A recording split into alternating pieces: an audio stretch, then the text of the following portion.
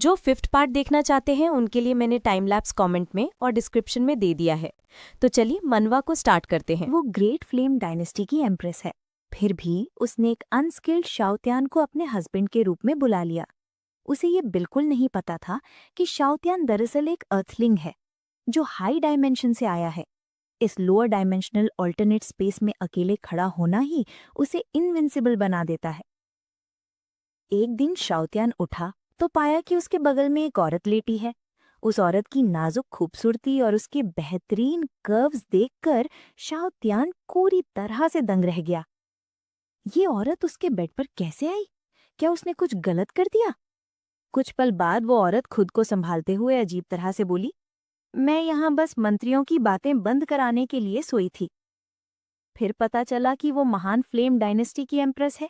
दरबार में चल रही राजनीति की वजह से कई मंत्री उसे शादी करने की सलाह दे रहे थे, लेकिन वो मंत्रियों की बात मानना नहीं चाहती थी। इसलिए उसने एक टैलिस्मैन से दूसरे समय और जगह से एक सेवक बुला लिया। शाओतियान दरअसल 21वीं सदी की एक असैसिनेशन ऑर्गेनाइजेशन का टॉप असैसिन था। उस दिन उसका एम्बुश होने वाला था। जैसे ही वो एक्ट करने वाला था, अचानक खुद को एक अजनबी कमरे में पाया जहां उसके सिर पर लाल कपड़ा था।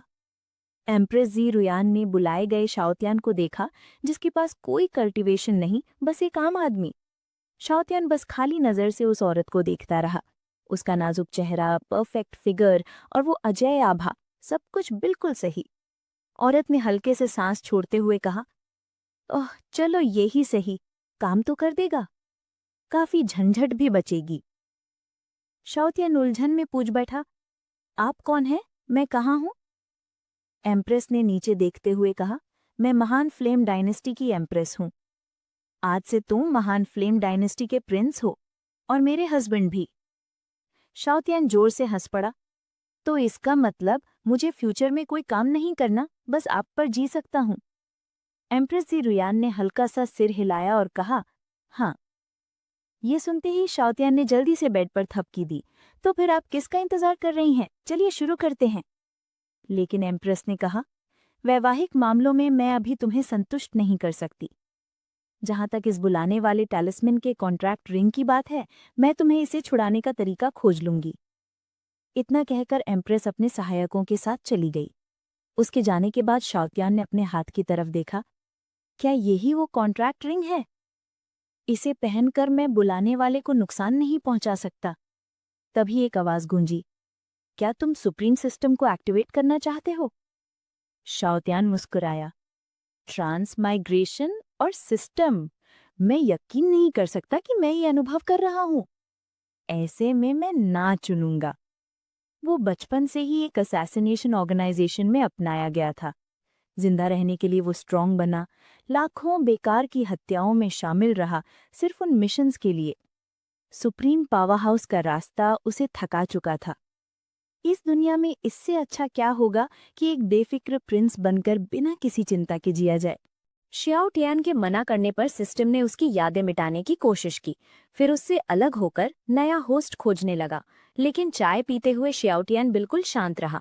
अगले ही पल सिस्टम ने एरर दिखाया, memory erase failed, detect failed. System ने फिर से कनेक्ट होने की कोशिश की, बाइंडिंग फेल्ड। फिर कहा, ओनरशिप स्टैब्लिश करने की कोशिश, फेल्ड। अचानक सिस्टम ने चेतावनी दी, टारगेट एक हाई डायमेंशनल अर्थलिंग है, parasitic slave mode activate, failed. System बार बार कोशिश करता रहा। शाओतियान हैरान रह गया, ये हो क्या रहा है? क्या ये सिस्टम मेरा गुलाम बनना चाहता है? 999 असफल कोशिशों के बाद सिस्टम ने पूछा, क्या मैं आपका ऑक्सिलरी सिस्टम बन सकता हूँ? आपका गुलाम बनकर सेवा करो। शाओतियान मुस्कुराया, तो सिस्टम मेरा वफादार स्लेव बनना चाहता है। कंफर्म होते ही सिस्टम ने नाम पूछ लिया। बिना झिझक शाओतियान ने कहा, क्यों ना तुम पप्पी कहलाओ। सिस्टम ने तुरंत इस नाम को पसंद कर लिया। हालांकि सिस्टम ने चेताया कि जल्दी से सीख लो कि अपनी ब्रेथ कैसे छुपानी है, वरना तुम अनजाने में सिस्टम को मिटा सकते हो और दूसरों की जिंदगी खतरे में डाल सकते हो। शाओतियान ने बगल में रखे एक गमले की तरफ देखा जो आधा मिट चुका था और चौंक कर बोला, क्या ये मेरी ब्रेथ की वजह से हो रहा है? ये ठीक नहीं, मुझे इसे दबाना होगा। सिस्टम द्वारा दिए गई तकनीकों के अनुसार शाओतियान ने जल्दी से अपनी ब्रेथ छुपाना सीख लिया।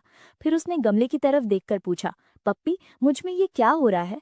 सिस्टम ने कहा, माय डियर मास्टर, आप एक हाई डायमेंशनल प्लैनेट से आए हैं जहां आपको 4,90,000 रूल से दबा दिया गया था। जब आप इस लोअर डायमेंशनल प्लैनेट में हैं, आप सभी रूल्स के दबाव से मुक्त हैं। आपका शरीर जल्दी जल्दी हेवन और अर्थ की एनर्जी को सोख रहा है। कुछ सोचकर श्याओटियान ने पूछा, तो इस दुनिया को कितने रूल्स नियंत्रित करते हैं? सिस्टम ने जवाब दिया, इस दुनिया में 3,000 रूल्स हैं। ये सुनते ही श्याओटियान ने जो पानी पी रहा था उसे थूक दिया। पानी दीवार के पार चला गया। ये एहसास सच में अजीब है। थोड़ी देर बाद सिस्टम ने श्याओटियान की स्थिति बताई। Xiaotian, realm none, traits unknown, blood line earthling, potential unknown, किसी भी रूल्स को नजरअंदाज कर सकता है, सभी 20 प्रकार के जीवों पर दबाव डालने की क्षमता रखता है। ये सारी क्षमताएं अभी सिर्फ इतनी ही पता चली थीं। कुछ देर बाद श्याओटियान एक मार्शल आर्ट्स अरीना में गया। उसने एक लंबा चाकू उठाया और हल्का सा मोड़ते ही तोड़ दिया। श्याओटियान बड़बड़ाया, ये एम्प्रेस सच में क्वालिटी पर कंजूसी करती है। तुरंत पप्पी ने कहा, dear master, spiritual weapons 9 level में ग्रेड किए जाते हैं। हर स्तर को हाई, मिड, लो और एक्सट्रीम में बांटा जाता है। जो चाकू आपने तोड़ा वो लेवल 6 एक्सट्रीम क्वालिटी का था, जो महान फ्लेम डायनेस्टी में टॉप क्लास माना जाता है। ये सुनते ही श्याओटियान ने दूसरी तलवार उठाई, जो और भी शानदार दिख रही थी। उसने अपनी हथेली काटने की कोशिश की, लेकिन हाथ को कुछ नहीं हुआ। तलवार बस दरार पड़कर टूट गई। उसने टूटी तलवार को बिना परवाह फेंक दिया। अब श्याओटियान को अपनी एबिलिटी का मोटा अंदाजा हो गया था। जहां तक हथियारों की बात है, वो अब उन्हें छूना या किसी हिंसा में शामिल होना नहीं चाहता था। सुबह श्याओटियान उठा तो पाया एम्प्रेस फिर से उसके बिस्तर पर है। उसकी हलचल महसूस कर एम्प्रेस ने धीरे से आंखें खोली। चौंक कर श्याओटियान ने कहा, कल रात क्या हुआ? उसकी उलझन देखकर एम्प्रेस ने पूछा, तुम्हें क्या हुआ? श्याओटियान ने उसका चेहरा धीरे से छूते हुए पूछा, क्या तुम मेरे साथ थी? ये सुनकर एम्प्रेस होश में आई। गला साफ कर और अधिकारपूर्ण आवाज में पूछा, कल रात तुम कैसे सोए थे? शर्माते हुए श्याओटियान ने कहा, मैं आराम से सोया था। क्या मैं गलत जगह सो गया? एम्प्रेस ने सिर हिलाया, मैं यहाँ बस अफवाहों को रोकने के लिए सोई थी। अगर हमारी शादी की रात हम अलग अलग सोते तो फ्यूचर में बेवजह की बातें फैलती। मैं कभी कभी यहाँ आती रहूंगी, जरूरत हो तो लोगों को मदद के लिए भेज दूंगी। इतना कहकर एम्प्रेस जाने लगी। दरवाजे तक पहुंचते ही पलट कर बोली, मुझे माफ कर दो, मैंने तुम्हें अपनी सुविधा के लिए बुलाया। उसे जाती देख श्याओटियान पिछले रात की गर्माहट को याद कर मुस्कुराया। वो मन ही मन हंसा। सच में एक ग्रेट एम्प्रेस जो मुझे सपोर्ट करती है, वो एक्स्ट्रा ऑर्डिनरी है। मेरे शानदार दिन अब शुरू होने वाले हैं। उस रात रॉयल स्टडी रूम में एम्प्रेस सिरुयन रिपोर्ट देख रही थी। वो चौंकी, नॉर्थ साइड की स्थिति इतनी बिगड़ गई है? तुरंत एक लेडी जनरल जोंगली शुआंग ने समझाया, बारबेरियन ज्यादा एक्टिव हो रहे हैं, लगता है पीछे कोई खेल रच रहा है। हमारी जानकारी के मुताबिक बारबेरियन सेज ने अपने कोर्ट को हरा दिया है। ये सुनते ही एम्प्रेस ने रिपोर्ट टेबल पर पटकी और कहा, मैं खुद सेना का नेतृत्व करूंगी। जो हाथ हमारे खिलाफ बढ़े उसे काट दूंगी। 3 दिन में मेरे आदेश पहुंचाओ। जनरल जोंग, आप मेरे साथ उत्तर की ओर चलेंगी। जोंगली शुआंग खुशी से बोली, जी महारानी। 3 दिन बाद एम्प्रेस एक शानदार घोड़े पर बैठी पूछती है, जोंगली शुआंग, सब अरेंजमेंट ठीक है ना? जोंगली शुआंग बोली, लिंगर चुपके से साथ चल रहा है, कोई प्रॉब्लम नहीं होगी। लेकिन महारानी, आप एक ऐसे आदमी की चिंता क्यों कर रही हैं जिसके पास कोई कल्टीवेशन नहीं है? एम्प्रेस हल्की मुस्कुराई। उससे शादी करने के बाद ग्रेट फ्लेम डायनेस्टी की किस्मत स्थिर हो गई है। यहाँ तक कि मेरी ताकत भी बढ़ गई है। अब चलिए, सेना को तुरंत रवाना कीजिए। सैनिकों ने आदेश मानकर उत्तर की ओर अपनी यात्रा शुरू कर दी। कुछ दूर पर एक परछाई सेना को जाते हुए देख रही थी। वहां ली शुआंग की बेटी छाओ लिंगर गहरी सांस लेकर सोच रही थी, मां सच में कमाल की है। ना सिर्फ वो बिना मुझे साथ लिए एम्प्रेस के साथ युद्ध में चली गई, बल्कि मुझे इस बेकार प्रिंस को सीक्रेटली प्रोटेक्ट करने भेज दिया। जब एम्प्रेस ग्रेट फ्लेम डायनेस्टी के लिए युद्ध में जा रही है, ये आदमी एंजॉय के लिए पहाड़ों में घूम रहा है। मुझे सच में समझ नहीं आता कि एम्प्रेस ने ऐसा आदमी क्यों शादी के लिए चुना। उसी समय अचानक एक शैडोवी फिगर आई और शाओटियान को ले गई।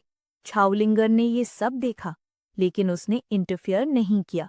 वो मन ही मन सोच रही थी, ये सच में मुसीबत मोल ले रहा है। काश ये बेकार प्रिंस अभी डर रहा हो। उसे क्या पता था कि शाओटियान बेफिक्री से एक पॉक लेग चबाते हुए मजे ले रहा था और कह रहा था, ये कितना टेस्टी है, काश पपी इसे चख सकता। कुछ देर बाद शाओटियान को एक ग्रुप के सामने फेंक दिया गया। एक स्कारफेस्ड आदमी ने उसे देखते ही जल्दी से पूछा, फोर्थ ब्रदर, क्या तुम पक्के हो कि ये वही है? क्या एम्प्रेस का हस्बैंड सच में इतना सिंपलटन हो सकता है? लेकिन छाउटियान अपनी पॉक लेग का मजा लेते हुए बिल्कुल बेफिक्र दिखाई दिया, जैसे सिचुएशन का कोई असर ही नहीं हुआ हो। उधर पेड़ में छिपी ज़ॉम्लिंग साइलेंटली इस यूजलेस प्रिंस को जज कर रही थी। लेकिन फिर उसने महसूस किया कि ये लोग ब्लड क्लाउड टावर के ग्रेट फ्लेम डायनेस्टी ब्रांड से होंगे। उसने सोचा कि डिस्ट्रैक्ट होने के मौके का फायदा उठाकर शाउटियान को रिट्रीव करना चाहिए। वो तुरंत एक शैडोई फिगर में बदलकर उसकी तरफ दौड़ी और इशारा किया कि वो उसका हाथ पकड़ ले। लेकिन तभी कुछ अनएक्सपेक्टेड हो गया। ज़ोंगलिंग इंस्टेंटली समझ गई कि वो ट्रैप में फंस गई है। ये तो 6th रैंक्ड सीलिंग फॉर्मेशन है, सोल चेन फॉर्मेशन। फॉर्मेशन से बंधी होने की वजह से ज़ोंगलिंग हिल भी नहीं सकती। स्कारफेस्ट जोर से हंसा। 16 साल की उम्र में 5th रैंक तक पहुंची एक प्रोडिजी, तुमसे मिलके अच्छा लगा। शाओटियान ने पपी से पूछा, ये रैंक क्या है? पपी बताता है कि कल्टीवेशन 10 रैंक्स में बटी है। हर रैंक में 9 लेवल्स होते हैं। इतने में ज़ोंगलिंग ने अपने स्वॉर्ड को निकालने की कोशिश की ताकि फॉर्मेशन तोड़ सके, लेकिन स्कारफेस ने हंसते हुए कहा, अपनी एनर्जी वेस्ट मत करो, ये फॉर्मेशन स्पेसिफिकली तुम्हारे अटैक को काउंटर करने के लिए बनाई गई है। ज़ोंगलिंग चौंक गई। तुम कौन हो? तुम्हें ये कैसे पता? धीरे धीरे स्कारफेस ने अपना मास्क हटाया और एक डरावना चेहरा दिखाया। वहीं कुछ ही पल बाद सबको एक गुफा में देखते हैं। गुस्से से भरी ज़ाओलिंगर चिल्लाई, लियांगशो, तो तुम अभी भी जिंदा हो? उधर शाओटियन बेफिक्र होकर अपने हाथ पोंछते हुए खड़ा हो गया और बोला, जबकि हम सब एक दूसरे को जानते हैं, अब मैं चलता हूँ। लेकिन लियांगशो ने शाओटियन के कंधे पर हाथ रखकर उसे रोक लिया और बोला, हमारा हिसाब अभी खत्म नहीं हुआ है प्रिटी बॉय। शाओटियन ने बिल्कुल भी परवाह ना करते हुए जवाब दिया, अच्छा तो ठीक है। इम्प्रेस होके लियांगशो बोला, तुम सच में एम्प्रेस के हस्बैंड कहलाने लायक हो, तुम में हिम्मत है। अचानक उसने एक कपड़े की थैली निकाली और कहा कि इसे पानी में घोलकर एम्प्रेस के मार्शल आर्ट अरीना में छिड़क देना। इससे न सिर्फ तुम्हारी जान बचेगी बल्कि उसकी भी। बिना किसी हिचकिचाहट के शाओटियन ने वो थैली पकड़ ली और कहा, कोई दिक्कत नहीं। शाओटियन को फियरलेस देखकर लियांगशो थोड़ा हैरान हो गया। उसने एक छोटी बोतल निकालते हुए कहा, सिर्फ वादा करना काफी नहीं होगा, तुम्हें। लेकिन बोलते बोलते शाओटियन ने झट से वो बोतल पकड़ ली और उसका सारा लिक्विड गटक गया। इस पर लियांगशो पूरी तरह से चौंक गया और कहा, क्या आजकल ऐसे भी लोग हैं जो खुद मौत को बुलाते हैं? मुंह पोंछते हुए शाओटियन ने खाली बोतल वापस कर दी और बोला, अब मैं जा सकता हूँ। अगर मैं ज्यादा देर रुका तो फीमेल गार्ड्स को शक होगा, जो तुम्हारी मिशन के लिए सही नहीं होगा। लियांगशो खाली बोतल को घूरता रह गया, अनकंफर्टेबल होकर सोचने लगा कि अब मुझे क्या करना चाहिए। ये तो मेरी उम्मीद से कहीं ज्यादा अजीब सिचुएशन है। शाओटियन भी झुंझलाया और बोला, मैं इतना कोऑपरेट कर रहा हूँ, फिर भी तो मुझे जाने क्यों नहीं दे रहे? सारी सिचुएशन देख ज़ाओलिंगर गुस्से में फट पड़ी और बोली, घिन्नौने कहीं के, एम्प्रेस सच में अंधी होगी जो तुम जैसे स्पाइनलेस आदमी को चुन लिया। उधर लियांगशो मन ही मन सोच रहा था कि काश इनके बीच दरार पड़ जाए, लेकिन वो खुद से बड़बड़ा रहा था, सिर्फ हम ही असली हीरो हैं जो करंट सिचुएशन को समझते हैं। क्या सच में सब इतने नायब हैं जैसे तुम और तुम्हारी माँ, जो बड़ी इमेज देख ही नहीं सकती? दरअसल ज़ाओलिंगर अच्छी तरह जानती थी कि ग्रेट फ्लेम डायनेस्टी को अंदर और बाहर से कितनी मुश्किलों का सामना करना पड़ रहा है। उनके झगड़े से थककर शाओटियन ने ज़ाओलिंगर की तरफ इशारा करते हुए कहा, क्या मैं इसे लेकर जा सकता हूँ? लियांगशो ने मना कर दिया, नहीं, मुझे इसके साथ कुछ हिसाब चुकता करना है। शाओटियन ने कहा, ये नहीं चलेगा। हम साथ बाहर निकले तो उन लेडी गार्डों को पता चल जाएगा कि कुछ गड़बड़ है और मैं तुम्हारा काम नहीं कर पाऊंगा। इतना सुनते ही लियांगशो के एक आदमी ने चिल्लाकर कहा, चुप रहो, अगर बात करना नहीं आता तो? शाओटियन की इस बात से परेशान होकर वो गुस्से में उस पर टूट पड़ा। जैसे ही शाओटियन के बाल पकड़े गए, ज़ाओलिंगर चिल्लाई, शाओटियन। उसने सोचा, आखिर ये प्रिंस तो एक आम आदमी है, बिना कल्टीवेशन के वो ऐसा हमला झेल नहीं पाएगा। लेकिन सबकी हैरानी तब दोगुनी हो गई जब शाओटियन ने बेहद बोर होकर बस उबासी ली और उन्हें दंग कर दिया। दोनों सोचने लगी कि ये इतना बेफिक्र कैसे हो सकता है। एक सेकंड बाद शाओटियन का चेहरा बदल गया। क्या जरूरत है मुझे हाथ लगाने की? मुझे बिल्कुल पसंद नहीं कि कोई मेरे बाल छुए। इतना कहकर उसने एक झटके में मुक्का मारा और हमला करने वाला पल भर में भाप बन गया। वहां मौजूद हर कोई शॉक में था। वो आदमी 5th रैंक का एक्सपर्ट था। धुंध हटते ही गुफा में बड़ा सा छेद बन चुका था। शाओतियान ने बस कैजुअली हाथ हिलाया और एक तेज एनर्जी का टोन छोड़ दिया जो छूते ही सबको वेपराइज कर देता। बाकी फोर्स से लियांग शो जमीन पर गिर पड़ा। शाओतियान उसके पास गया, एक्सप्रेशनलेस चेहरा लेकर उसे घूरते हुए बोला, मुझे तो बस एक आलसी प्रिंस बनकर सिंपल दिनों का मजा लेना था। तुम मुझे ऐसा क्यों नहीं रहने देते? क्या मैंने कोऑपरेट नहीं किया? फिर मुझे एक्ट करने के लिए क्यों मजबूर कर रहे हो? डर के मारे लियांग शो घुटनों के बल गिर पड़ा, बार बार माफी मांगता रहा, लेकिन अगले ही पल उसका शरीर टुकड़े टुकड़े होकर राख में बदलने लगा। मामला सेटल कर लेने के बाद शाओतियान ने जाओलिंगर की तरफ देखा। वो पहले ही शॉक में थी। घबराकर वो विनती करने लगी, प्रिंस, मुझे मेरी गलती का एहसास हो गया है। मैं वादा करती हूँ कि ये दोबारा नहीं होगा। लेकिन इससे पहले कि वो कुछ और कहती, शाओतियान ने आसानी से हाथ से फॉर्मेशन तोड़ दिया। जाओलिंगर ये देखकर हैरान हो गई। उसने सोचा कि कोई कैसे सिर्फ अपने हाथों से फॉर्मेशन को तोड़ सकता है। फिर शाओतियान मजाक करते हुए बोला, क्या तुम बेवकूफ हो? यही रहो, हिलो मत। मैं हमारे यहां होने के सारे निशान मिटा देता हूं। इतना कहकर शाओतियान गायब हो गया। राहत की सांस लेकर जोंगलिंग खुद से बोली, कम से कम मैं अभी जिंदा तो हूं। लेकिन उसकी राहत ज्यादा देर तक नहीं टिकी जब उसने दूर एक पहाड़ को अचानक आसमान में उठते देखा। खुद को समझाते हुए उसने सोचा, चलो कम से कम ये प्रिंस तो नहीं होगा जो वापस आ रहा है, बस कोई कूदता फांदता पहाड़ होगा। रुको, पहाड़ कब से कूदते फांदते हैं? जब उसने ध्यान से देखा तो शॉक में पड़ गई। वो तो शाओतियान ही था जो पूरे पहाड़ को उठा रखा था। वो खुद से बड़बड़ाई, ये कैसा मॉन्स्टर है? वो चौंक कर सोचने लगी, क्या ये प्रिंस को लेजेंडरी बीइंग है जो 10वें रैंक से भी आगे का है? जाओलिंगर खोई सी सोच में थी कि तभी वो विशाल पहाड़ धड़ाम से गिर पड़ा और उसके पीछे वाली पूरी गुफा को ढक लिया। अब कोई ये अंदाजा भी नहीं लगा सकता था कि कभी उस पहाड़ के नीचे एक गुफा थी। अपने हाथ झाड़ते हुए जाउटियन मुस्कुराया और बोला, डन, मैंने कोई ट्रेस नहीं छोड़ी। जाओलिंगर को लगा जैसे उस पल उसकी आत्मा ही शरीर से निकल गई हो। उसके दिमाग में बस यही चल रहा था कि वो प्रिंस जाउटियन का कितना आभार मानती है जिसने उसे दिखा दिया कि बिना कोई निशान छोड़े कैसे गायब हुआ जाता है।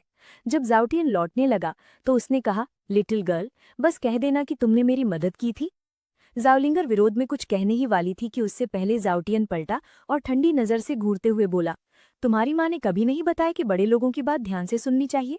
जैसे किसी बिल्ली के पूंछ पर पैर रख दिया हो। जाओलिंगर कांप गई। अगले ही पल वो घुटनों के बल बैठ गई और बोली, मैं वादा करती हूँ कि कभी भी औकात से बाहर कोई शब्द नहीं कहूंगी। जाउटियन ने फिर उसका हाथ पकड़कर उठाया, चलो चले। तभी पास से कदमों की आवाज आई। आते हुए लोग ग्रेट फ्लेम डायनेस्टी के फीमेल सोल्जर्स थे। प्रिंस, जनरल जाओ, आप दोनों ठीक तो हैं?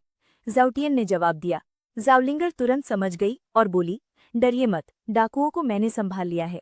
हाथ लहराते हुए जाउटियन ने कहा, सबने बहुत मेहनत की है, चलिए वापस चलते हैं और बारबेक्यू जारी रखते हैं।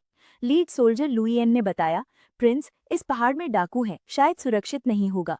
जाउटियन ने इसकी चिंता को नजरअंदाज कर दिया, कोई दिक्कत नहीं, इस यंग लेडी ने सब डाकुओं का काम तमाम कर दिया है। ये सुनते ही फीमेल सोल्जर्स ने एक दूसरे की तरफ चिंतित नजर से देखा। ये यंग जनरल उन लोगों से नफरत करता है जो प्रिंस लाउटियन की तरह सुख सुविधाओं में खोए रहते हैं, और अब तो वो इसे लिटिल गर्ल भी कह रहा है। कहीं जनरल प्रिंस का मार न दे, हमें उन्हें ऐसा करने से रोकना होगा। लेकिन उनकी हैरानी तब और बढ़ गई जब जाओलिंगर ने कोई रिएक्शन नहीं दी और बिना बोले जाउटियन के पीछे चल दी। सोल्जर्स अभी भी शौक में थे कि जाओलिंगर मुड़ी और उन्हें कहा, क्या देख रहे हो, जल्दी करो। सभी हैरान रह गए, यंग जनरल इतने अग्रीएबल कब से हो गया है? कुछ ही देर में आग जल गई और बारबेक्यू के लिए पिग लगा दिया गया। जाउटियन ने हंसते हुए कहा, लिटिल गर्ल, क्या तुम्हारे पास कोई चाकू है? बिना झिझक जाओलिंगर ने एक छोटा चाकू उसकी तरफ बढ़ा दिया। जाउटियन ने उससे मांस का टुकड़ा काटा और चखते हुए कहा, वाह, कितना टेस्टी और जूसी है। जाओलिंगर उसके पास मुस्कुराते हुए खड़ी रही, लेकिन पीछे खड़ी कई फीमेल सोल्जर्स ये सोचकर परेशान होती जा रही थी, सब खत्म हो गया, सब खत्म हो गया। यंग जनरल का दिमाग पक्का खराब हो गया है। थोड़ी ही देर बाद शाओटियान अचानक जाओलिंगर की तरफ मुड़ गया और बोला, लिटिल गर्ल, जो लोग मुझे पहले ले गए थे, क्या वो तुम्हारे जान पहचान के थे? झाओलिंगर का चेहरा तुरंत सीरियस हो गया। उसने कहा, हाँ, उनके लीडर का नाम लियांग शो था। वो पहले स्मोक वुल्फ स्ट्रॉन्गहोल्ड का बैंडिट लीडर था। मेरे कमिंग ऑफ एज सेरेमनी से पहले मेरी माँ ने उसको चैलेंज किया था। उसको 1 साल पहले पब्लिकली एग्जीक्यूट करना था, लेकिन किसी तरह वो ब्लड क्लाउड टावर का एक असैसिन बन गया। कमिंग ऑफ एज सेरेमनी की बात सुनकर शाओटियान सरप्राइज्ड हुआ। तुम कितनी उम्र की हो?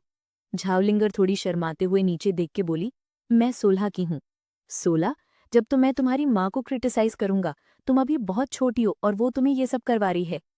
झाओलिंगर चुपचाप सर हिलाई और कुछ ज्यादा नहीं बोली। आसपास वाली फीमेल सोल्जर्स अपने बीच बात कर रही थी कि इस बार जो प्रिंस को किडनैप करने की कोशिश हुई, क्या उसके पीछे एम्प्रेस है? हम नहीं जानते कौन इसके पीछे है। ये मिशन फेल हुआ है, लेकिन 7 दिन के अंदर जरूर और लोग भेजेंगे। ये सुनते ही शाओटियान थोड़ा हैरान हुआ। वो लोग 7 दिन में वापस आएंगे? एक सोल्जर ने जल्दी से सजेस्ट किया, प्रिंस, क्यों ना हम फिलहाल पैलेस में रुक जाएं? पैलेस का प्रोटेक्टिव अरे बहुत पावरफुल है। ब्लड क्लाउड टावर के असैसिन्स उसे तोड़ नहीं सकते। शाओटियान ने फटाफट डिसाइड कर लिया, ठीक है, मैं पैलेस में रुकता हूँ। सोल्जर्स चुप हो गए, सोचने लगे कि प्रिंस को मौत से कितना डर है। लेकिन झाओलिंगर सोच रही थी कि प्रिंस कितना डर हुआ लग रहा है, कि इन्वॉल्व होना नहीं चाहते। बॉनफायर के बाद जब उन्होंने थोड़ा वॉक किया ताकि खाना डाइजेस्ट हो जाए, 2 इंपीरियल गार्ड्स आपस में फुसफुसा रहे थे। क्या लगता है यंग जनरल को ये प्रिटी बॉय पसंद है? वैसे वो प्रिंस के साथ इतनी पेशेंट क्यों है? दूसरे ने बोला, गॉसिप मत करो, हम यंग जनरल के दिमाग को नहीं समझ सकते। शाओटियान क्लिफ के किनारे खड़ा था, दूर तक देख रहा था। फिर उसने झाओलिंगर से पूछा, वो इंपीरियल गार्ड्स जो कॉमनर्स की सफरिंग की बात कर रहे थे, वो क्या कह रहे थे? झाओलिंगर ने थोड़े एक्सप्रेशनलेस फेस के साथ उन गार्ड्स की तरफ देखा, फिर समझाया, अगर ब्लड क्लाउड टावर इस बार फेल हो गया है तो वो वैसे ही करते हैं, कॉमनर्स को मार डालते हैं ताकि ग्रेट फ्लेम डायनास्टी पे प्रेशर डालें। वो प्रोटेक्शन मनी लेने के लिए ये काम करते हैं। शाओटियान ने पूछा, प्रोटेक्शन मनी क्या मतलब? झाओलिंगर ने सिंपल तरीके से बताया, पहले कुछ ऑनेस्ट ऑफिशियल्स जो सही काम करते थे, वो पावरफुल लोकल फैमिलीज के इंटरेस्ट को हर्ट कर देते थे। फिर वो फैमिलीज ब्लड क्लाउड टावर को बोल देते थे कि उन ऑफिशियल्स को मार दो या प्रॉब्लम क्रिएट करो।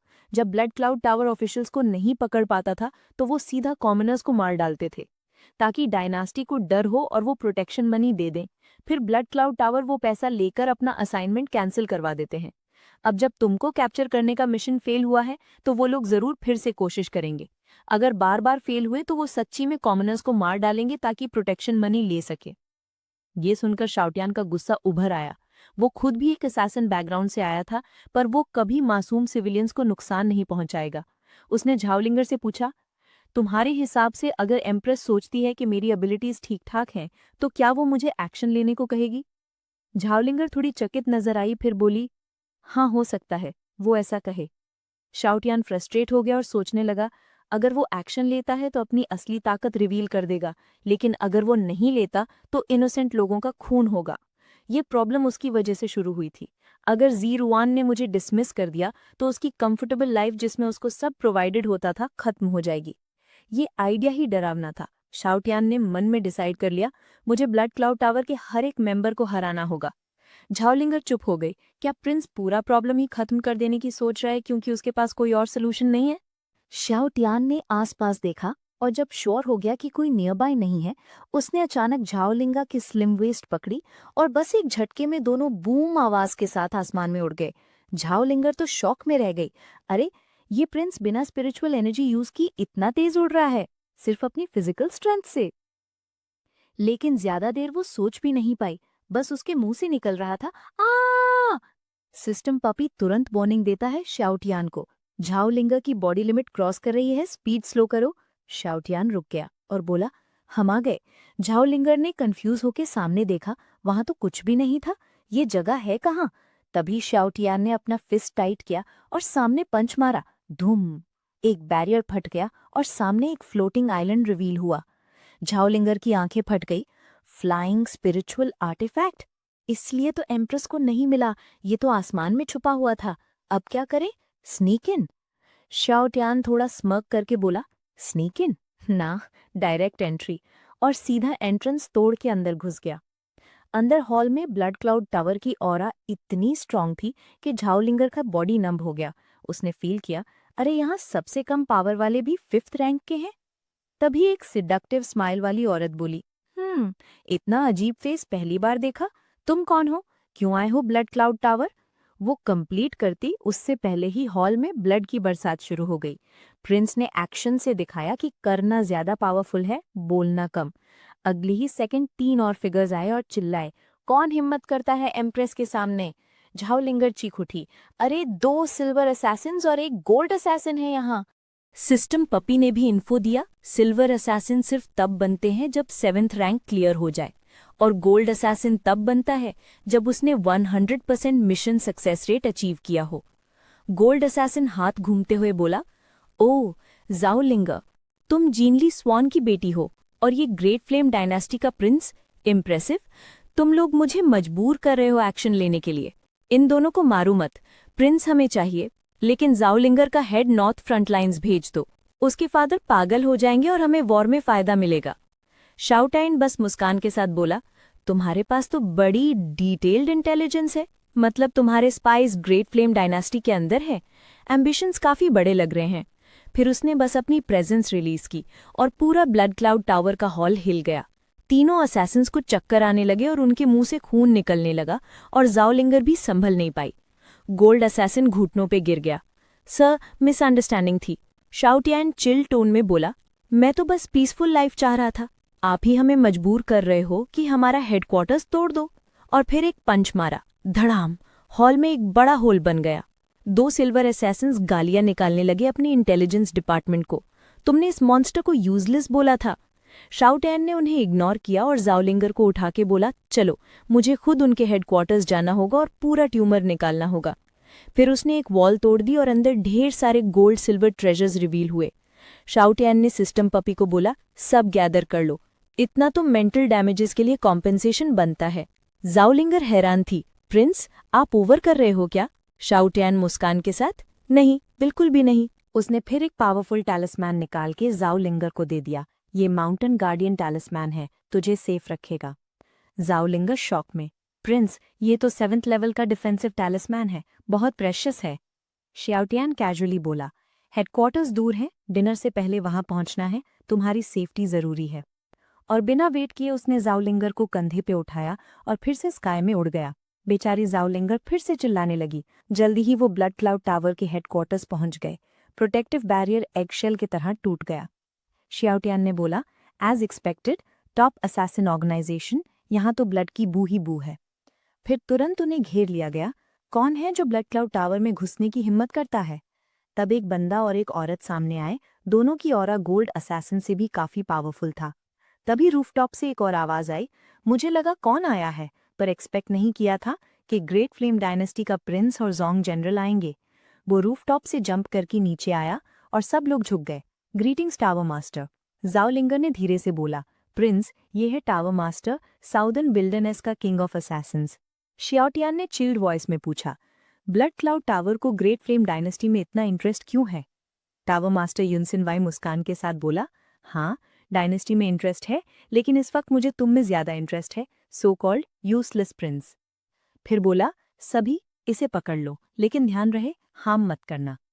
तब एक बर्ली मैन आगे आया और बोला, वेट, पहले मैं थोड़ा मजा ले लेता हूँ। शाउटियन साइलेंस में खड़ा था, सोच रहा था, यहाँ 100 से ज्यादा लोग हैं, मुझे सबको एलिमिनेट करना होगा, वरना इन्फो लीक हो जाएगा।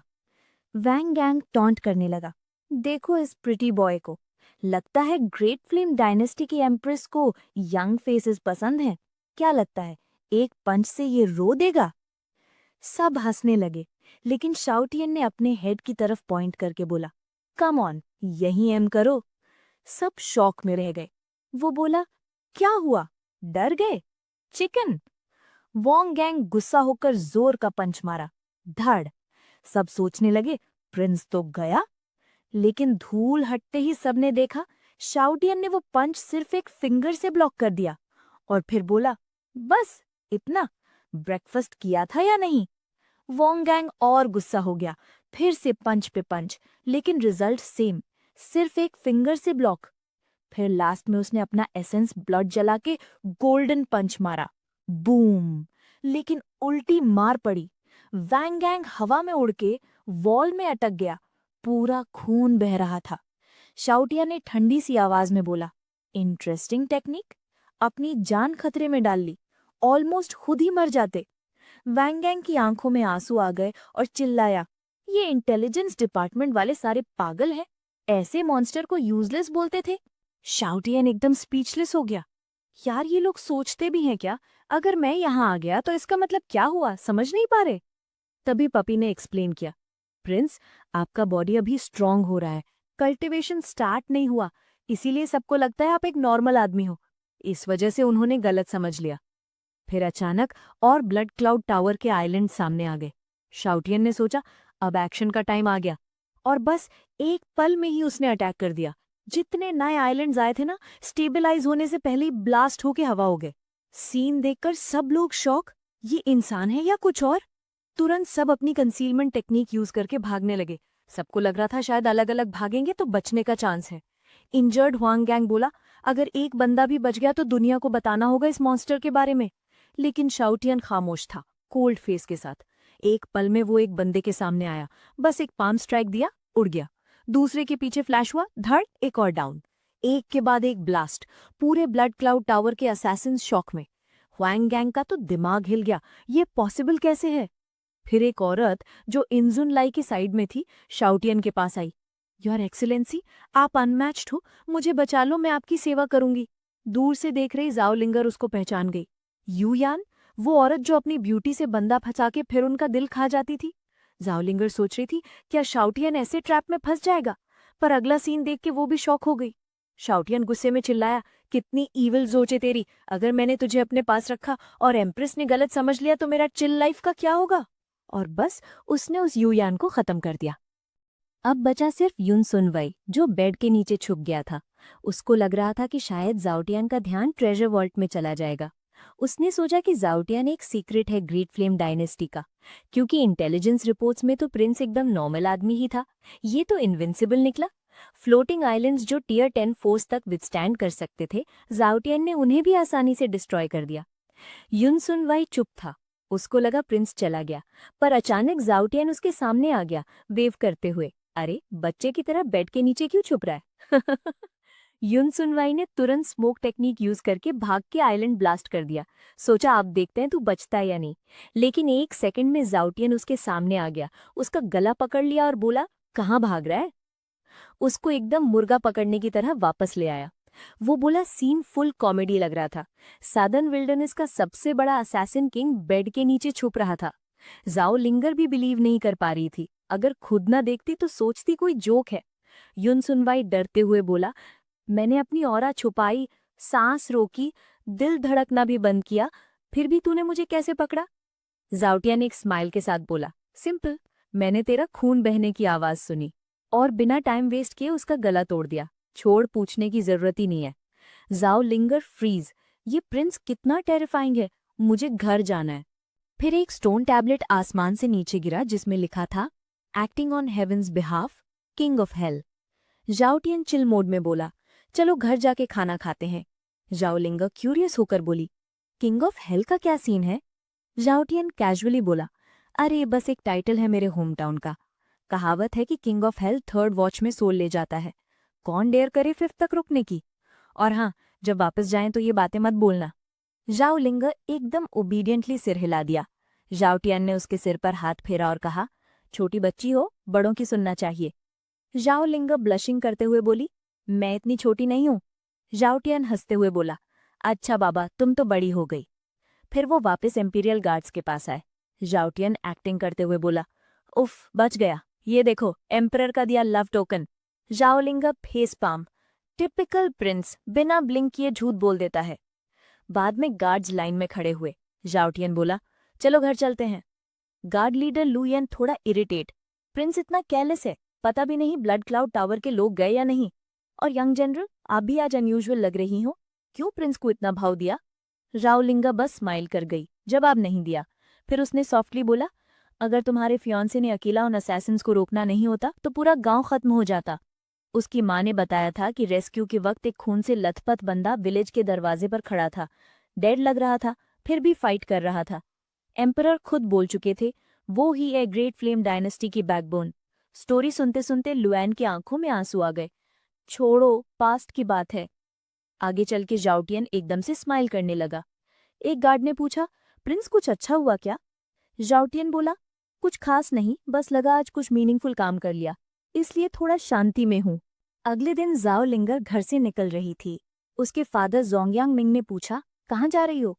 वो कैजुअली बोली, प्रिंस जाओटियन का ध्यान रखने पैलेस जा रही हूँ।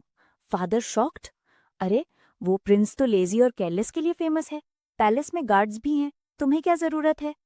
जाओ लिंगर इरिटेट हो गई, आपने कभी प्रिंस को समय दिया है? बिना जाने कैसे जज कर सकते हो?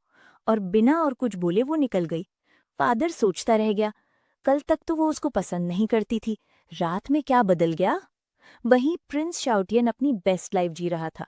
मेडन्स उसे फ्रूट्स खिला रही थी, सिस्टम पे अल्ट्रामैन वर्सेस मॉन्स्टर्स देख रहा था, फुल लग्जरी लाइफ। लेकिन लू यन को ये सब देख के गुस्सा आ गया।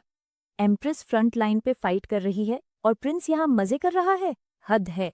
तभी यंग जनरल जाओ लिंगर आई, एकदम नए लुक में, रेड ड्रेस और ब्लश के साथ, और प्रिंस को बोली, मैं यहाँ आपको प्रोटेक्ट करने आई हूँ। प्रिंस ने हाथ हिला के मना किया, अरे मुझे गार्ड की क्या जरूरत? अगर तुमने मेरा सीक्रेट एक्सपोज कर दिया तो क्या होगा? रूम में साइलेंस। सब सोच रहे थे प्रिंस ने यंग जनरल को मना कर दिया, पर जाओ लिंगर ने सीरियस टोन में बोला, मैं कहीं नहीं जा रही, ये एम्परर का ऑर्डर है। सब गार्ड्स शॉक, यंग जनरल भी प्रिंस के चाम में आ गई लगती है। तभी एक रिपोर्ट आई, एक फ्लोटिंग आइलैंड गिर गया है, उस पे ब्लड क्लाउड टावर का इंसिग्निया है। क्या ये उनका मेन हेडक्वार्टर्स है जिसको एम्प्रेस इतने दिन से ढूंढ रही थी? जाओ लिंगर तुरंत भाग के गई और पूछा, क्या हुआ? लुयन का चेहरा एकदम शॉक में था। Young general, blood cloud tower की एक ब्रांच टावर डिस्ट्रॉय हो गई है। जाओ लिंगर ने कैजुअली बोला, अच्छा, और? लुयन एकदम कंफ्यूज्ड। यंग जनरल, ये इतनी बड़ी न्यूज़ है और आपको शॉक नहीं लगा? जाओ लिंगर को लगा कि शायद वो ज्यादा काम लग रही है, तो ऑकवर्ड स्माइल के साथ बोली, हाँ, blood cloud tower branch destroy होना तो गुड न्यूज़ ही है। साइड में बैठा श्याउटियन सोच रहा था, अरे ये तो ओवर एक्टिंग कर रही है, अभी पकड़ी जाएगी। लुयन सीरियस टोन में बोली, नॉर्मली तो ये गुड न्यूज़ है, पर अभी अगर उनकी मेन फोर्स हमारे पे अटैक कर दे तो? और अगर उनका लीडर, जो किंग ऑफ असासिन्स है, एम्परर को नॉर्दर्न बॉर्डर पे तकलीफ देने आ गया तो? श्याउटियन और जाओलिंगर अपना लाफ्टर दबा रहे थे। किंग ऑफ असासिन्स, अरे वो जो बेड के नीचे छुप गया था? लुयन शॉक में बोली, यंग जनरल, आप हंस रही हैं, ऐसे सीरियस टाइम पे? ड्यूटी का सेंस खो दिया क्या? जाओलिंगर एक्सप्लेन करने के लिए अटक गई। तभी श्याउटियन ने उसके सर पे हल्का टैप किया, नेशनल क्राइसिस में तुम यहाँ जोक कर रही हो, ये कौन सा बिहेवियर है? जाओलिंगर अंदर ही अंदर सोची, उफ, बच गई, लगभग सब रिवील हो जाता। फिर श्याउटियन ने लुइयन से बोला, कमांडर लू, ये अभी यंग है, समझती नहीं सिचुएशन का वेट, प्लीज इस पे गुस्सा मत करो, और वैसे भी ग्रेट फ्लेम डायनेस्टी अपनी प्राइम पे है, तुम ज्यादा टेंशन मत लो, जाके अपनी ड्यूटी करो, मैं इस लिटिल वन को समझा दूंगा। और फिर वो जाओलिंगर को लेकर चला गया। पीछे इंपीरियल गार्ड्स आपस में डिस्कस करने लगे, कमांडर, आप तो यंग जनरल को बचपन से देखती आई हो, अब लगता है आप आउटसाइडर बन गए, प्रिंस को तो वो बस 2 दिन से जानती है। लुयन सीरियस फेस के साथ बोली, सिचुएशन मेरे सोच से ज्यादा सीरियस लग रही है, जल्दी एक लेटर लिखो जनरल को, और मिनिस्टर जोंग को भी इन्फॉर्म करो। शाओत्यान ने कहा कि तुम बेवकूफ हो क्या? तुम हमारा सीक्रेट रिवील करने वाली थी, मुझे सिर्फ एंजॉय और रिलैक्स करना है, तुम मेरा पीछा क्यों नहीं छोड़ देती? और तभी शाओत्यान को शॉक करते हुए उसने उसके सामने घुटने टेक दिए, प्रिंस, मुझे अपना डिसाइपल बना लीजिए। लेकिन शाओत्यान का पावर तो नॉर्मल कल्टिवेशन से नहीं था, इसलिए वो उसे कुछ सिखा नहीं सकता था। इसलिए उसने उससे कहा, मैं तुम्हें कुछ नहीं सिखा सकता, मेरे पास तुम्हें सीखने के लिए कुछ नहीं है, और वहां से चला गया। फिर वो अपना समय आराम से बिताने लगा। आधा महीना बाद शाओत्यान फिर से माउंटेन पे वाइल्ड बोर रोस्ट कर रहा था। झाओलिंगर उसके साथ थी। तभी एक इंपीरियल गार्ड भागते हुए आई और लुयन को बोली, कमांडर, एस्ट्रल पवेलियन से न्यूज आई है, ब्लड क्लाउड टावर डिस्ट्रॉय हो गया, उनके सारे स्ट्रांग मेंबर्स एग्जीक्यूट हो गए, उनके डेड बॉडीज एविडेंस के रूप में हमारे पास हैं। लुयन शॉक में थी। आधा महीना वो ब्लड क्लाउड टावर के अटैक के फियर में थी, और अब सुन रही है कि वो खत्म हो गए। उसकी आंखों में आंसू आ गए। उसके फियांसे का बदला मिल गया। झाओलिंगर ने भी सिंसियरली शाओत्यान को थैंक्स कहा, पर शाओत्यान वाइल्ड बोर खाते हुए बोला, इसका मुझसे क्या लेना देला?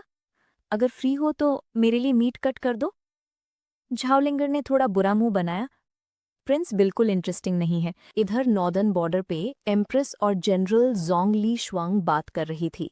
एम्प्रेस बोली, वो बूढ़ा बड़ा जिद्दी है। पिछली बार मैंने उसे स्वॉर्ड एनर्जी से इंजर किया था। अगर फिर आया तो खत्म कर दूंगी। जनरल बोली, ऑफ कोर्स योर मैजेस्टी, आप अनमैच्ड हो। एक बूढ़ा आपके सामने कुछ नहीं। तभी एक सोल्जर 2 लेटर्स ले आया।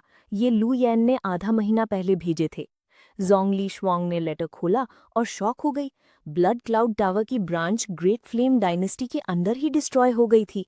एम्प्रेस कंसर्न हो गई। ये अच्छा नहीं। हो सकता है उनका हेडक्वार्टर रिवेंज लेने आए। दूसरे लेटर में लिखा था, जाओलिंगर प्रिंस के लुक्स में इन्फैचुएटेड है। डेली उसके साथ रहने के लिए सजती है। एम्प्रेस का फेस ब्लैक हो गया। अरे हैंडसम तो है, लेकिन इतना भी नहीं कि ऐसा हो जाए। जनरल ने गुस्से में स्टोन पिलर पे मुक्का मारा। वो लड़की, जब तक उसकी धुलाई न करूं मैं मां ही नहीं। पर तभी बाहर से एक लाउड नॉइज आया। जनरल सोचने लगी, अरे क्या मैंने इतना पावरफुल पंच मारा? सबने ऊपर देखा। सदन बार्बेरियंस फिर से अटैक कर रहे थे। एक बूढ़ा मास्क पहने लीड कर रहा था।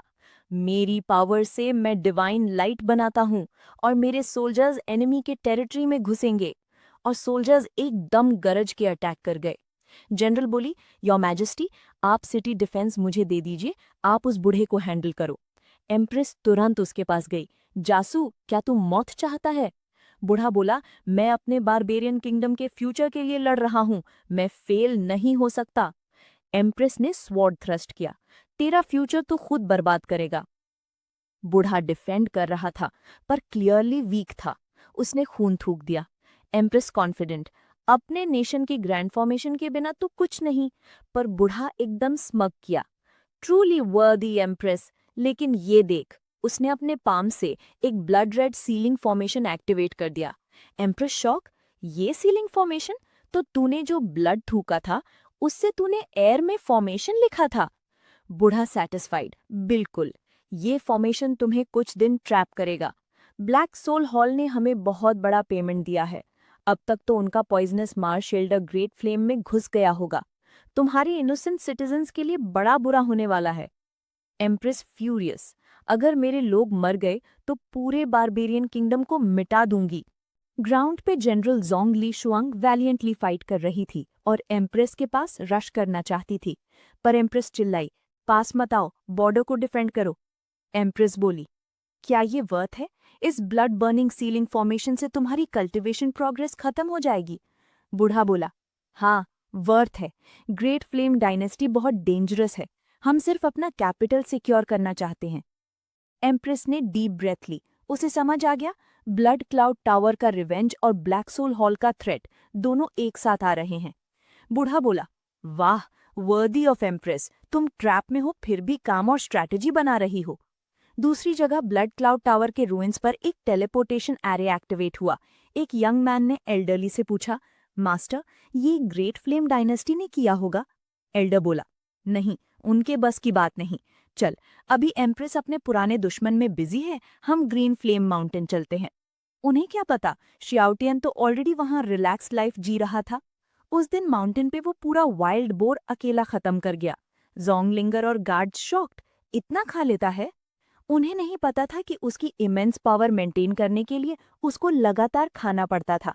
अगर एम्प्रेस खाना सप्लाई ना करती तो शायद ये मिट्टी खा रहा होता। तभी शाउटियन ने कहा, अरे लुयन किधर है? जोंगलिंगर ने समझाया, वो ग्रीन फ्लेम टाउन गई है अपने फियोंसे को खुशखबरी देने, ब्लड क्लाउड टावर के डिस्ट्रक्शन की। शाउटियन ने सोचा, चलो हम भी चलते हैं, थोड़ा देख आते हैं। जोंगलिंगर ने बोला, पर अगर लुयन वापस आ गई और हम मिस कर गए तो? शाउटियन बोला, सिंपल है, तुम सब यही रहो। अगर हाफ एन आवर में हम नहीं आए तो पैलेस वापस चले जाना। गार्ड्स उसे नहीं जाने देना चाहते थे, पर प्रिंस ने कहा, टेंशन मत लो, मेरे पास जोंगलिंगर है, सब ठीक होगा। दूसरी तरफ ग्रीन फ्लेम टाउन के एंट्रेंस पर एक स्टैचू एक्टिवेट हुआ जो बैरियर बना रहा था। वहीं पर जोंगियन को जोर से उस स्टैचू के अगेंस्ट फेंका गया। वो मुश्किल से खड़ी हुई और सामने 2 क्लोक्ड फिगर्स को देखा। वो फिगर्स बोली, हमने सुना था कि ग्रेट फ्लेम डायनेस्टी के इंपीरियल गार्ड्स बहुत सीजन्ड वॉरियर्स होते हैं, लेकिन देख के लगता है कुछ खास नहीं। और वो 2 बंदे और कोई नहीं, ब्लैक सोल हॉल के पॉइजनस मार्श एल्डर और उसका साथी थे। हॉल और उसका डिसाइपल खड़े थे और लू येन को तुरंत समझ आ गया ये दोनों ब्लैक सोल हॉल के लोग हैं और ब्लैक सोल हॉल ने बारबेरियन किंगडम के साथ मिलकर एम्प्रेस को एक डायरेक्ट फाइट में फंसाने का प्लान बनाया है और जब वो यहाँ नहीं होंगी तो इसका फायदा उठाकर ग्रेट फ्लेम के लोगों को मार डालेंगे। उस पॉइजनस माँ शेल्डा का नाम था श्यान युएनबाई और उसके चेले का नाम था माओ। श्यान युएनबाई ने अपने चेले को ऑर्डर दिया, इसको जल्दी से निपटा दो, हम ग्रीन फ्लेम टाउन के लोगों को ब्लड सैक्रिफाइस के लिए इस्तेमाल करेंगे और किसी को खबर नहीं होनी चाहिए। आप चिंता मत करो मास्टर, मैं इसे आराम से ऊपर पहुंचा दूंगा, गुहोंग माओ ने कॉन्फिडेंस से जवाब दिया। एक झटके में उसने अपनी लंबी तलवार निकाली और सीधा लू येन के गले पर हमला कर दिया। बेचारी ने जैसे तैसे अपनी तलवार से ब्लॉक करने की कोशिश की, लेकिन फिर भी उसके कंधे पर वार हो गया। मौके का फायदा उठाकर गुहोंग माओ ने एक जोरदार लात लू येन को मारी। वो बेचारी उड़ती हुई सीधा एक स्टैचू से जा टकराई और उसके मुंह में खून भर गया। गुहोंग माओ आगे बढ़ा, फाइनल ब्लो देने के लिए अपना हाथ उठाते हुए लू येन बेचारी बस अपनी आंखें बंद कर सकी, अपने मर चुके हस्बैंड के बारे में सोचते हुए, और खुद को तसल्ली दे रही थी कि उसने उनका नाम खराब नहीं किया। तभी हीरो की एंट्री होती है। हमारा श्याओ ट्यान आ गया। उसने एक पत्थर गुहोंग माओ की तरफ फेंका। गुहोंग माओ को खतरा महसूस हुआ और उसने पीछे हटने की कोशिश की, लेकिन पत्थर की फोर्स इतनी थी कि वो फिर भी दूर जा गिरा। लू येन ने आंखें बंद किए हुए सोचा कि अब तक फाइनल वार क्यों नहीं हुआ। तभी उसे अपने पास एक आवाज सुनाई दी, मेरी इंपीरियल गार्ड के हेड के साथ क्या करने का इरादा है तुम्हारा? लू येन हैरान होकर धीरे से कहा, प्रिंस। शाओटियान फुल गुस्से में कहा, यंग लेडी, काट डालो इसे। ज्याओलिंगर ने अपनी तलवार निकाली और आगे बढ़ते हुए बोली, ये मुझ पर छोड़ दीजिए। बिना सोचे उसने सीधा गुहोंग माओ पर तलवार चला दी, जिसने बड़ी मुश्किल से अपना हाथ उठाकर अटैक रोका। ये देखकर लू येन सोचने लगी कि मुझे तो लगा था कि प्रिंस ने मुझे बचाया है। जब श्याओटियान ने लू येन को आवाज दी और कोई जवाब नहीं मिला तो उसने सीधा उसकी चिन पकड़ी, अपने सिस्टम से एक गोली निकाली और लू येन के मुंह में डाल दी, ऑर्डर देते हुए, इसको निगल जाओ। लू येन ने अपना मुंह थकते हुए सोचा कि प्रिंस उतने भी अनोइंग नहीं है जितना वो सोचती थी। हॉल और उसका डिसाइपल खड़े थे और लू येन को तुरंत समझ आ गया ये दोनों ब्लैक सोल हॉल के लोग हैं और ब्लैक सोल हॉल ने बारबेरियन किंगडम के साथ मिलकर एम्प्रेस को एक डायरेक्ट फाइट में फंसाने का प्लान बनाया है और जब वो यहाँ नहीं होंगी तो इसका फायदा उठाकर ग्रेट फ्लेम के लोगों को मार डालेंगे। उस पॉइजनस माँ शेल्डा का नाम था श्यान युएनबाई और उसके चेले का नाम था माओ। श्यान युएनबाई ने अपने चेले को ऑर्डर दिया, इसको जल्दी से निपटा दो, हम ग्रीन फ्लेम टाउन के लोगों को ब्लड सैक्रिफाइस के लिए इस्तेमाल करेंगे और किसी को खबर नहीं होनी चाहिए। आप चिंता मत करो मास्टर, मैं इसे आराम से ऊपर पहुंचा दूंगा, गुहोंग माओ ने कॉन्फिडेंस से जवाब दिया। एक झटके में उसने अपनी लंबी तलवार निकाली और सीधा लू येन के गले पर हमला कर दिया।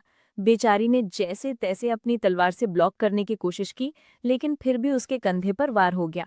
मौके का फायदा उठाकर गुहोंग माओ ने एक जोरदार लात लू येन को मारी।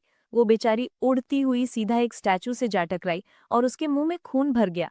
गुहोंग माओ आगे बढ़ा, फाइनल ब्लो देने के लिए अपना हाथ उठाते हुए लू येन बेचारी बस अपनी आंखें बंद कर सकी, अपने मर चुके हस्बैंड के बारे में सोचते हुए, और खुद को तसल्ली दे रही थी कि उसने उनका नाम खराब नहीं किया। तभी हीरो की एंट्री होती है। हमारा श्याओ ट्यान आ गया। उसने एक पत्थर गुहोंग माओ की तरफ फेंका। गुहोंग माओ को खतरा महसूस हुआ और उसने पीछे हटने की कोशिश की, लेकिन पत्थर की फोर्स इतनी थी कि वो फिर भी दूर जा गिरा। लू येन ने आंखें बंद किए हुए सोचा कि अब तक फाइनल वार क्यों नहीं हुआ। तभी उसे अपने पास एक आवाज सुनाई दी, मेरी इंपीरियल गार्ड के हेड के साथ क्या करने का इरादा है तुम्हारा? लू येन हैरान होकर धीरे से कहा, प्रिंस। शाओटियान फुल गुस्से में कहा, यंग लेडी, काट डालो इसे। ज्याओलिंगर ने अपनी तलवार निकाली और आगे बढ़ते हुए बोली, ये मुझ पर छोड़ दीजिए। बिना सोचे उसने सीधा गुहोंग माओ पर तलवार चला दी, जिसने बड़ी मुश्किल से अपना हाथ उठाकर अटैक रोका। ये देखकर लू येन सोचने लगी कि मुझे तो लगा था कि प्रिंस ने मुझे बचाया है। जब श्याओटियान ने लू येन को आवाज दी और कोई जवाब नहीं मिला तो उसने सीधा उसकी चिन पकड़ी, अपने सिस्टम से एक गोली निकाली और लू येन के मुंह में डाल दी, ऑर्डर देते हुए, इसको निगल जाओ। लू येन ने अपना मुंह थकते हुए सोचा कि प्रिंस उतने भी अनोइंग नहीं है जितना वो सोचती थी। उसने जल्दी से अपनी तलवार फेंकी और पीछे हट गई। उनके काटने से बाल बाल बची। तलवार से हरे रंग का धुआं निकल रहा था, खतरनाक जहर। गुहोंग माओ अपने मास्टर के पास लौट गया। एल्डर ने कहा, हमेशा तुमसे बेहतर कोई न कोई होता है, अब समझे? गुहोंग माओ ने सर झुकाया, जी मास्टर, अब समझ गया। एल्डर ने फिर जाओलिंगर की तरफ देखा। छोटी लड़की, तुम काफी हिम्मत वाली हो जो मेरे सामने से भागी नहीं। और ये ग्रेट फ्लेम का प्रिंस भले ही कमजोर है लेकिन चेहरा काफी हैंडसम है, तभी तो एम्प्रेस ने इसे अपना कंसॉर्ट चुना। जाओ लिंगर ने मजे लेते हुए कहा, ये बेचारा मौत सामने है फिर भी बके जा रहा है। तुम लोगों को अंदाजा भी नहीं है कि प्रिंस असल में कितने खतरनाक हैं। लेकिन जब वो पीछे मुड़ी तो शॉक हो गई जब उसने देखा कि शाओटियान आराम से वाइन पी रहा है। फिर शाओटियान डरपोक होने की एक्टिंग करने लगा। पॉइजनस मार्श एल्डर, मैंने आपके बड़े नाम के बारे में बहुत सुना है। मुझे पता है कि आज मेरा बचना मुश्किल है, इसलिए मैं अपनी जान के बदले एम्प्रेस का एक राज बताना चाहता हूँ। लू येन को यकीन नहीं हुआ। प्रिंस, आप? सिर्फ जाओ लिंगर को उसकी शरारती आदतों का पता था। उसने सोचा, लगता है सिस्टर लू ने सच में यकीन कर लिया। उसने लुयन का हाथ पकड़कर कहा, सिस्टर लू, प्रिंस कुछ सोचकर ही कर रहे हैं, आप जल्दी में कोई कदम मत उठाना। एल्डर को ये सब देखकर बड़ा मजा आ रहा था। ठीक है, मैं तैयार हूँ, शाओटियान ने कहा। तो फिर पहले इन दोनों को यहाँ से जाने दीजिए। इस तरह अगर आप मुझे मार भी देते हैं तो कम से कम ये दोनों तो बच जाएंगी। लुयन की आंखें भर आई। वो पहले हमें बचाने की कोशिश कर रहे हैं, मैं इसके लिए कैसे तैयार हो सकती हूँ? प्रिंस, आप राज मुझे बता दीजिए और मैं आपकी जगह यहाँ रुक जाती हूँ। शाओटियान ने उसे डांटा, बकवास, क्या तुम्हें लगता है कि एल्डर यहाँ बेवकूफ़ है? मैं मौत से डरता हूँ इसलिए पीछे रहकर राज उगल दूंगा। तुम नहीं डरती, लेकिन तुम्हारे यहाँ रुकने से क्या फ़ायदा होगा? मन ही मन सोचा, ये बिना दिमाग वाली लड़की स्क्रिप्ट फॉलो क्यों नहीं करती? अगर तुम लोग जाओगे नहीं तो मैं अपने प्लान को अंजाम कैसे दूंगा? एल्डर बोला, यहाँ तुम्हारी नहीं चलेगी, तुम्हारे पास कोई चॉइस नहीं है, सब कुछ उगल दो जो तुम जानते हो। अगर मुझे सुनकर अच्छा लगा तो शायद मैं तुम्हारी जान बख्श दूं। तभी शाओटियान जोर से हंसने लगा, तुम लोग सच में मुझे स्पीचलेस कर देते हो। उसने अपनी पावर से एक झटका दिया जिससे आसपास की स्पेस मुड़ने लगी। ये भयानक एनर्जी महसूस करके एल्डर हकलाने लगा। जियाउटियन का ऑरा और भी खतरनाक होता जा रहा था। जमीन फटने लगी और पहाड़ कांपने लगे। एल्डर डर के मारे जमीन पर गिर पड़ा। जियाउटियन उसके पास गया, उसके हर कदम से कान फाड़ देने वाली आवाज आ रही थी। उसने ऊपर से एल्डर को देखा और कहा, मुझे सच में समझ नहीं आता कि तुम जैसे लोग सीधी बात क्यों नहीं समझते। मैं अपनी असली पावर दिखाना नहीं चाहता था, मैं तो बस इस इंपीरियल गार्ड कमांडर को यहाँ से भेजना चाहता था। क्या ये ज्यादा मांग लिया मैंने? ये कहकर उसने गहरी सांस ली और अगले ही पल एल्डर के मुंह पर एक थप्पड़ दे मारा। मैं तुमसे बात कर रहा हूँ, जवाब दो। एल्डर कांपते हुए बोला, मैं एल्डर, ये एक गलतफहमी थी। एक और थप्पड़ पड़ा। क्या एल्डर, मैं मुश्किल से 20s में हूँ, ठीक से बात कर सकते हो? माफ कीजिए सर। जोर से बोलो, मुझे सुनाई नहीं दे रहा। बार बार थप्पड़ की आवाज सुनकर लू येन और जाओलिंगर दोनों शॉक में थे। एल्डर अपना दिमागी संतुलन खो बैठा और जोर जोर से चिल्लाने लगा, सर। जियाउटियन ने कुछ और थप्पड़ मारे और बोला, इतनी जोर से क्यों चिल्ला रहे हो, तुमने तो मुझे डरा ही दिया। लू येन ने हैरान होकर पूछा, यंग जनरल, ये हो क्या रहा है, क्या मैं सपना देख रही हूँ? जाओ लिंगर ने समझाया, जैसा कि आप देख सकती हैं प्रिंस को कोई हरा नहीं सकता। आपको ये बात कभी एम्प्रेस को नहीं बतानी है, वरना आप एहसान फरामोश कहलाएंगी। तब लू येन को समझ आया कि जाओ लिंगर प्रिंस का हर ऑर्डर क्यों मान रही थी। Young general, blood cloud tower, क्या उसने? हाँ, जाओ लिंगर ने कंफर्म किया। ब्लड क्लाउड टावर के पावर हाउसेस को खत्म करने वाला कोई और नहीं, खुद प्रिंस ही थे। लू येन को लगा जैसे उसकी दुनिया ही उलट-पुलट हो गई थी और उसकी आंखों में प्रिंस के लिए सिर्फ एडमिरेशन भरा था। तभी लू येन ने देखा कि एल्डर के नीचे एक काला फॉर्मेशन बन रहा है। वो चिल्लाई, प्रिंस, वहां से हटिए। एल्डर ने कमीनी मुस्कान के साथ कहा, बहुत देर हो चुकी है। जियाउटियन के पैरों के नीचे एक अजीब सा पर्पल रंग का दलदल बन गया। एल्डर पीछे कूदा। कैसा लगा? ये है मेरा life span burning dark swamp, जिसे मैंने अपनी जिंदगी के 30 साल जलाकर बनाया है। मजे लो, तुम्हारी स्किन सड़ने लगेगी, माउस गल जाएगा और हड्डियां कोयले जैसी कमजोर हो जाएंगी। जितना छटपटाओगे उतना नीचे जाओगे। एक 10th लेवल का बंदा भी इसके जहर से नहीं बच सकता। लू येन घबरा गई। यंग जनरल, जल्दी उन्हें बचाइए। जाओ लिंगर ने शांति से कहा, कोई जरूरत नहीं है, हम बस रास्ते से हट जाते हैं। आप प्रिंस को कम समझ रही हैं, वो सिर्फ स्ट्रांग नहीं, इंसेनली स्ट्रांग है। ये सुनकर लू येन चुप हो गई और उसका मुंह हैरानी से खुला का खुला रह गया। एल्डर ने अपनी जिंदगी के 30 साल कुर्बान करके वो खतरनाक दलदल बनाया था, लेकिन शाओटियन उसमें डूबने के बाद भी एकदम नॉर्मल था। यहाँ तक कि उसने एल्डर को थम्स अप भी दिया। बढ़िया मूव था। ये तो नेचुरल एक्सफोलिएशन जैसा है। लेकिन सच में ये चीज इतनी ही पावरफुल है क्या? फिर उसने अपनी नजर एल्डर के चेले ग्यूहोंग माओ पर डाली, जो तुरंत जमीन पर गिर पड़ा और दूर रहने की भीख मांगने लगा।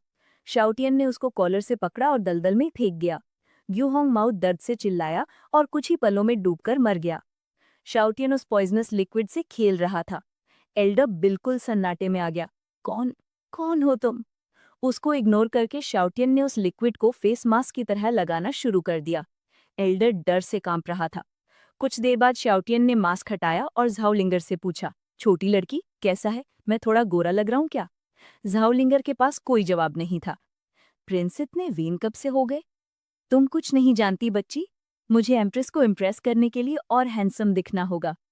फिर उसने एल्डर से पूछा, सुनो, तुम्हारी कितनी जिंदगी बची है? नहीं, बस ऐसे ही, तुम्हारा दलदल काफी इम्प्रेसिव है।